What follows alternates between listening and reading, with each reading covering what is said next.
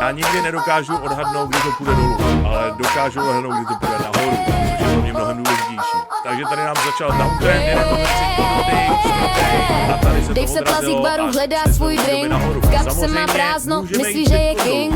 Kalendář zmizel, on ztratil svůj den, plete si pátek s pondělím, zas je zmaten. Lidi kolem se smějou, říkají, hej Dave, kolik je hodin a kde máš tvej zlatý rejvě? On mrkne na hodinky, ale nejsou tam, říká, tohle je chyba, já fakt nevím kam.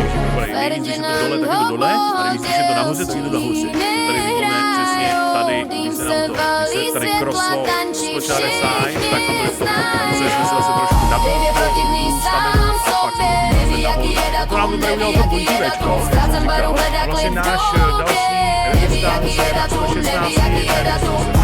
Holky zpívají, svých se hodnoty, který teď budeme sledovat a jak se budeme kovat. Teď si myslím, že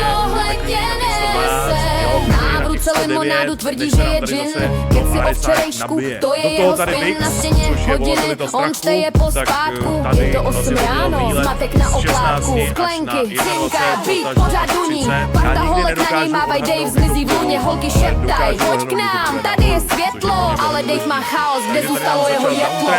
Třetí dotyk, čtvrtý a tady se to odrazilo a šli jsme od té doby nahoru. Samozřejmě